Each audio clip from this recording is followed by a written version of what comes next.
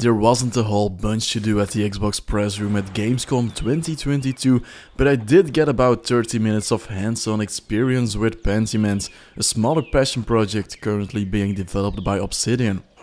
Pentiment is being directed by the iconic game developer Josh Sawyer, known for dynamic games where the choices you make have a real impact on how the story unfolds. Pentiment is no different. In Pentiment, your friend is being falsely accused for a murder.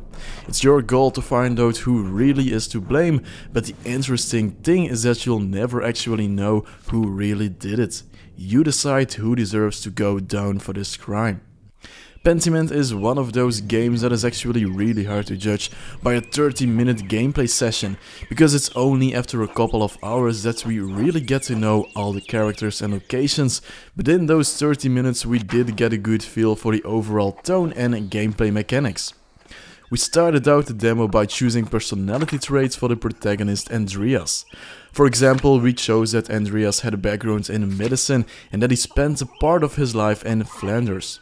Depending on the specifics you choose, you unlock different dialogue options, and there is a ton of dialogue. There isn't any voice acting, so you will have to do a ton of reading.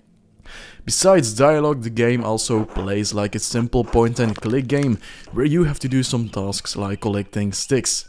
This, however, is where the gameplay gets a bit slow. Animations like petting a cat or picking up sticks tend to feel a bit dragging. But besides the interesting premise, I fell in love with the game artwork and style. You get to choose if you want a manuscript font or an easier to read font. The manuscript really adds to the overall atmosphere. And a fun detail is that sometimes a small spelling mistake slips into the dialogue, but it does correct itself after a while. And speaking of atmosphere, there was an ominous storm unfolding in the background, possibly foreshadowing an interesting event.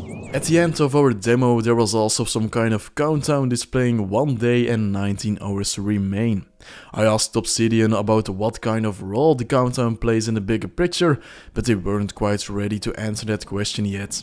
Pentiment is turning out to be a really interesting passion project by Obsidian, especially if you have a profound interest in history and don't mind reading a lot of dialogue. After playing for about 30 minutes, I really feel like we've only seen the tip of the iceberg, and this game will go a lot deeper than we expect. Pentiment is releasing on November 15 for Xbox and Windows PC, and yes, it will be immediately available through Xbox Game Pass.